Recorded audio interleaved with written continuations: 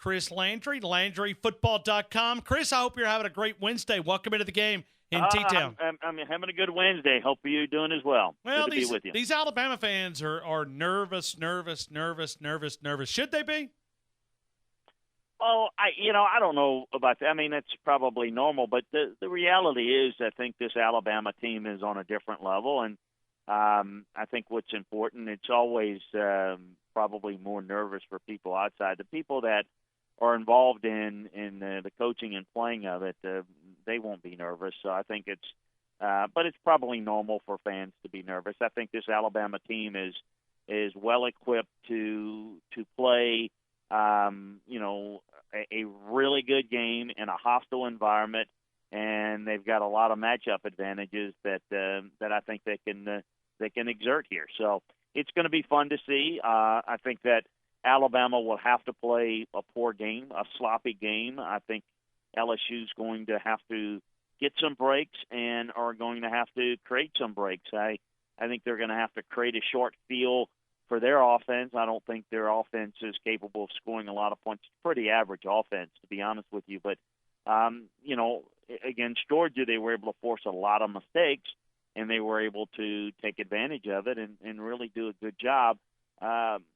But Alabama's on a different level than Georgia. So the challenge is going to be I think emotion is great, but that only gets you so far. I mean, you've got to be a better team, and you've got to handle the environment.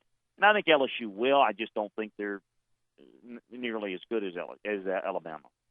Chris, let me ask you about Alabama's offensive line against that front seven in Baton Rouge. What do you see that matchup? Who does this favor? Alabama. This is not a great LSU defensive line.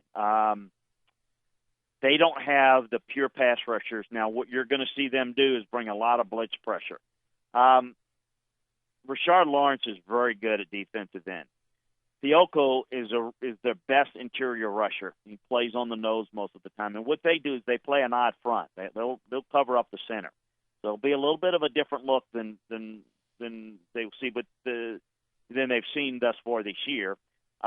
Divinity will have to bring some speed off the edge, but they have to manufacture pressure, and they do it a lot from the second and particularly third level with Grant Delpit. So I think Alabama's offensive line matches up very well.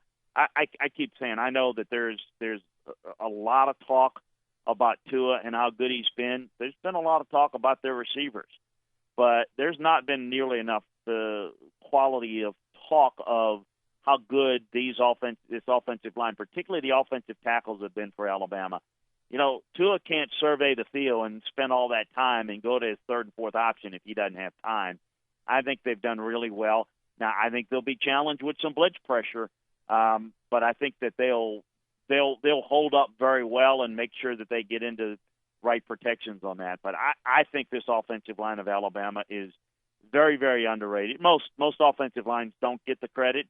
They usually get the blame if they're sacks and you can't run the football, but they don't get as much credit as they deserve with the success.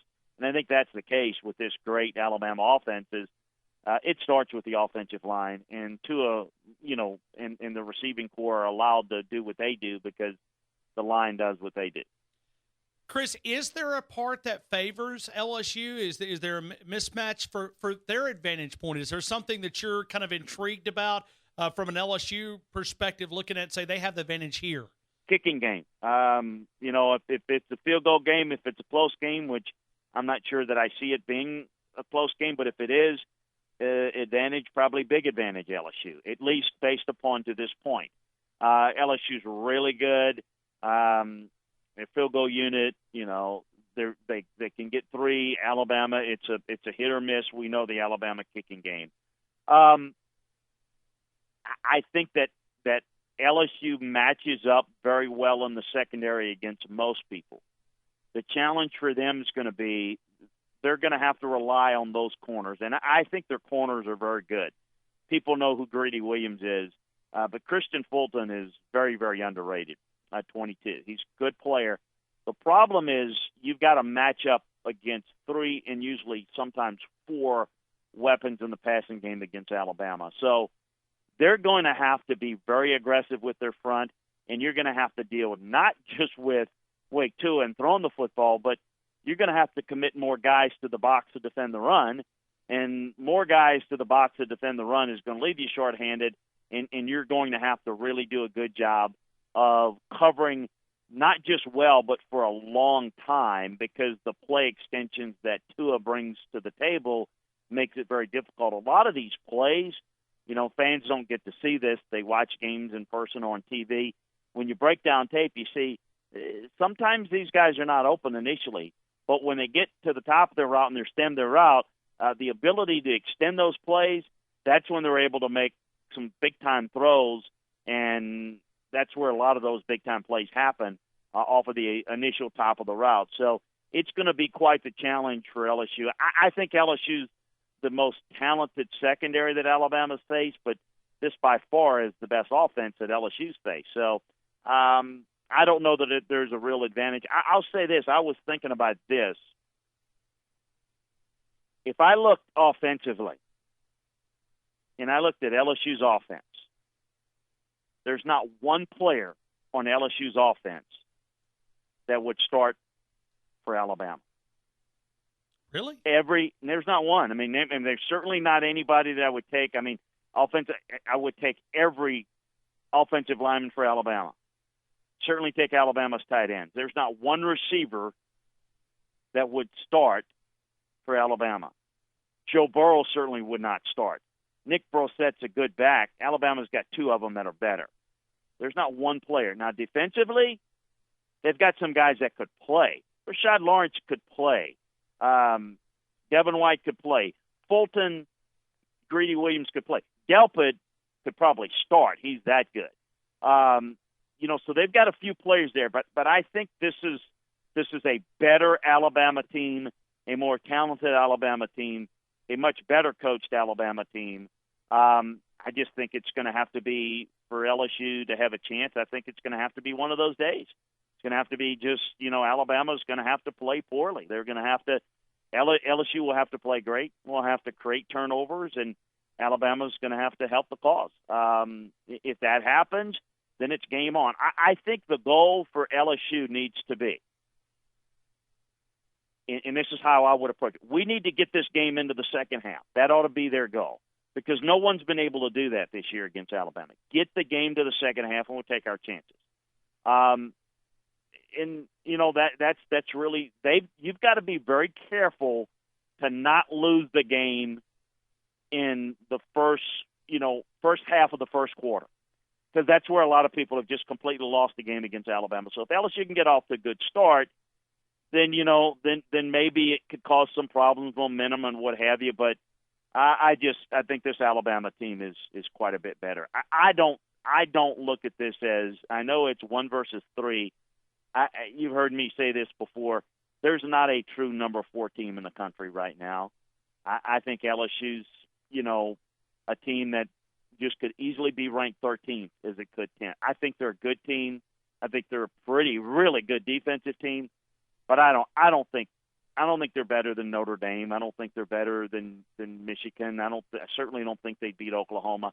I think this is a good LSU team, but I don't think it's a great team. Now, the environment, I think Georgia's more talented than LSU. LSU made that work for them. They're going to need a little of that magic on Saturday night for it to be a game to where they can possibly win it in the fourth quarter. We're talking to Chris Landry, which is an incredible website. You can join all 32 NFL teams, 78 major college football programs, and become members of LandryFootball.com. Get in on all the latest inside information from a guy the college and NFL programs turn to as a consultant on coaching and scouting Scouting Matters. For less than a magazine subscription, you get the film room breakdowns on recruiting, college football, draft, NFL coaching, searches that matters. Check it out, LandryFootball.com today for our best season membership package ever. Membership options include monthly, 3, 6, 9 months, or yearly. Get access from insights of a veteran coach, a scout, and administrator. And all you have to do is tell them that you heard it right here on the game. And I was looking at the front page. It's got that film breakdown of the Alabama Crimson Tide, as we love to go in and pick Chris's brain here for a couple of minutes about Alabama Crimson Tide football. Chris, and then we'll move on away from Alabama and LSU. What is your prediction? You see this as Vegas? I don't know. I don't know if I have a score yet. Okay. First of all, it's going to be a little bit unusual because I truly believe that, we've not had Tua play 4 quarters yet. And I think he's going to play 4 quarters. I think if nothing else, because Jalen's ankle is gimpy, and so I think they're going to play Tua 4 quarters. I think that's the way it's going to play out. And so, so I'm thinking a lot of, okay, you got to defend that offense for 4 quarters now. I don't know how many points they're going to score. I don't know that. I don't think it's going to get to 50 or anything.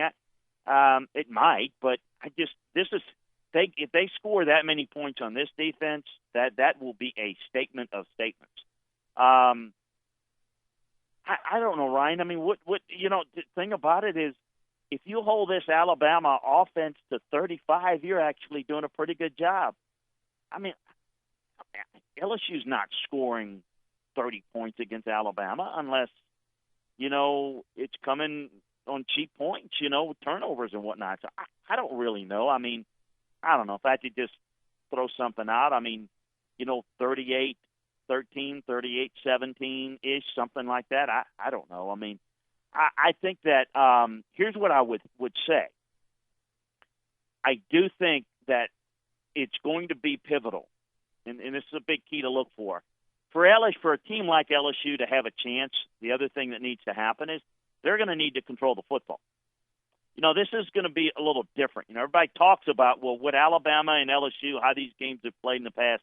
This is a different type team that Alabama has. So, it's not going to be, 10-0 going into the fourth quarter. I mean, it's just not. Now, watch I say that, watch it is. But if it is, it's going to be an ugly 10-3 with turnovers and mistakes because these teams are not built this way.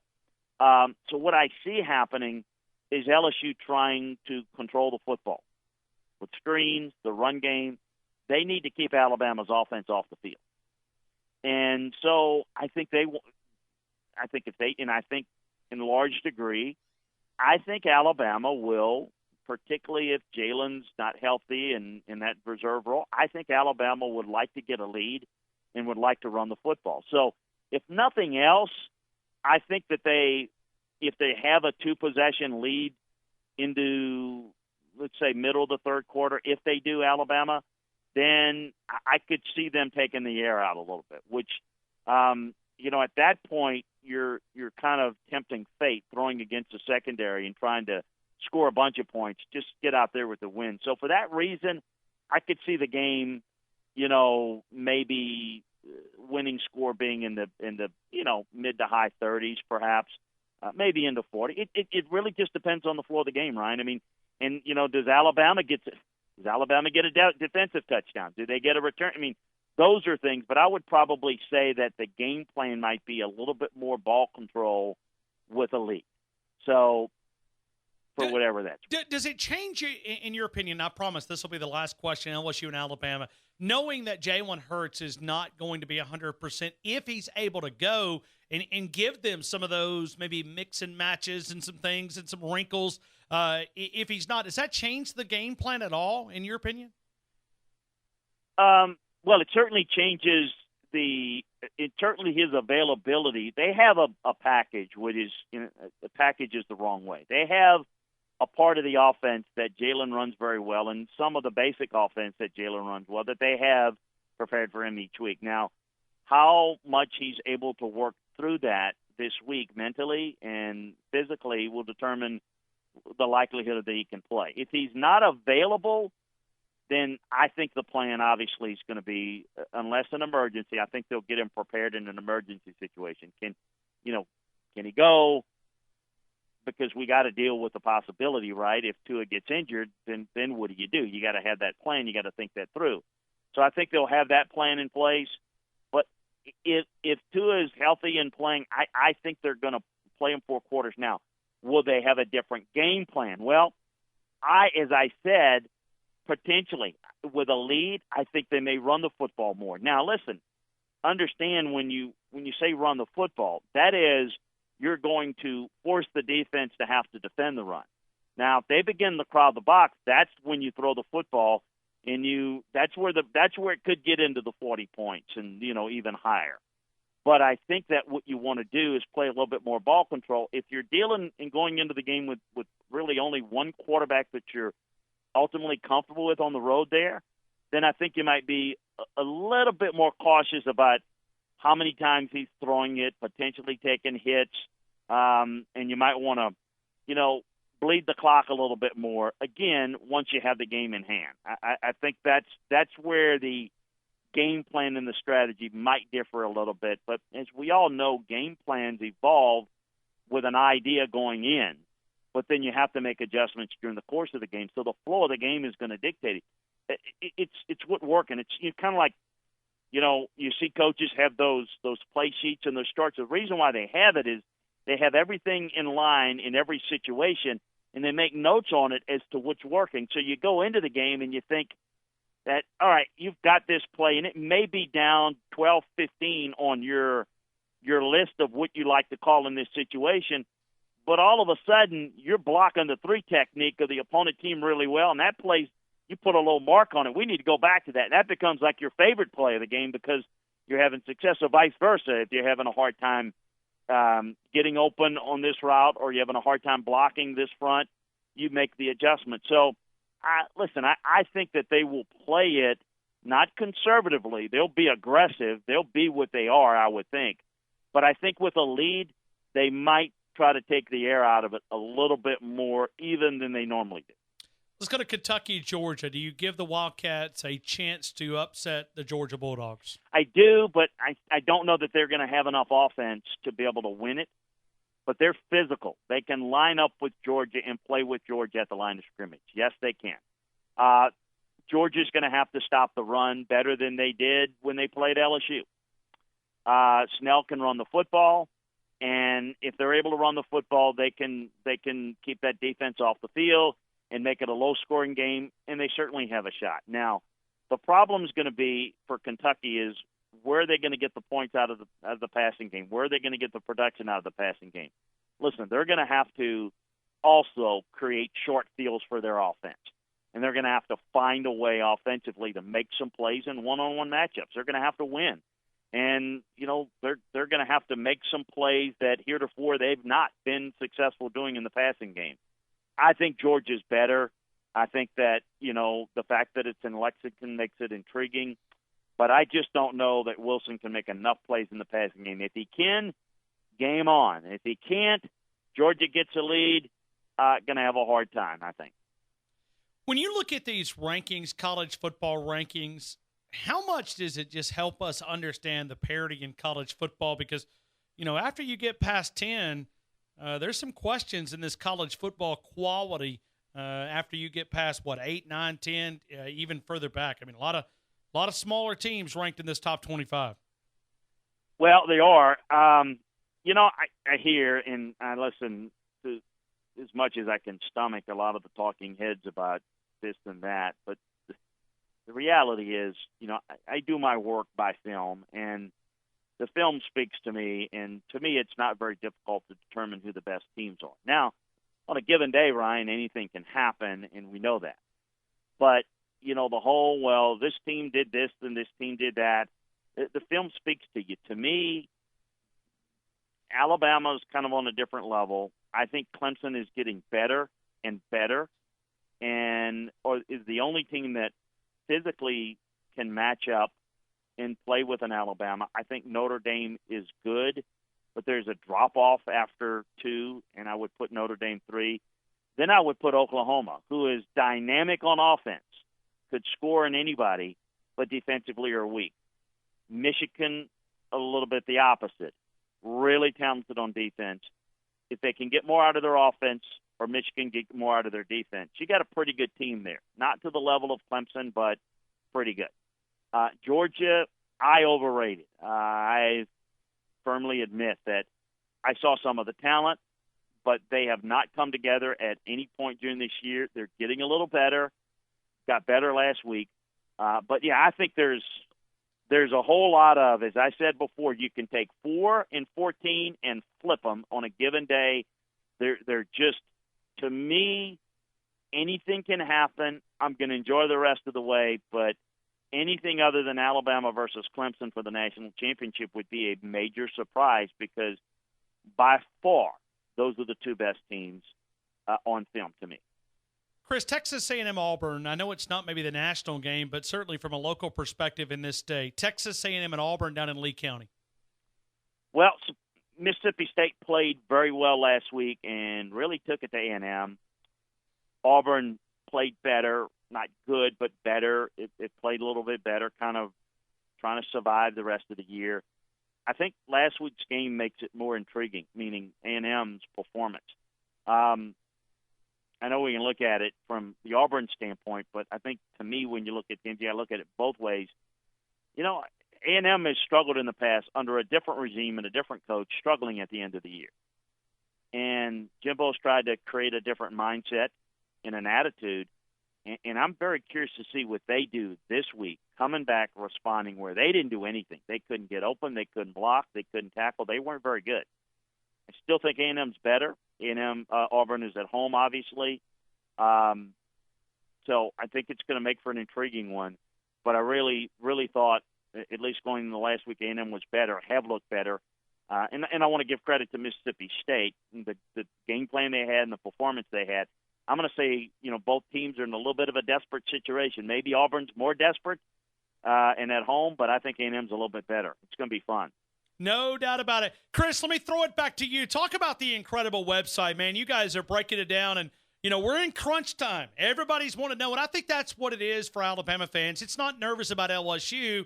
It's just the month of November. When you get to this point, you're undefeated, and you got so much at stake, you just don't want your team to have a hiccup, and certainly the month of November is going to be very important at LandryFootball.com. Yeah, well, what we do is we take the game inside the film room and break it down for you. So we bring, in the college game and the pro game, we bring all our film room breakdowns. For example, we've got every team in Power 5 that's playing. We've got breakdowns of how they looked in film last week's game, if they played, and how it projects to this week's game. Or in the case of bye week like Alabama, LSU, we talk about what they've been working on and what we've seen to this point, kind of taking you through this next game. So that's what we do inside the film room.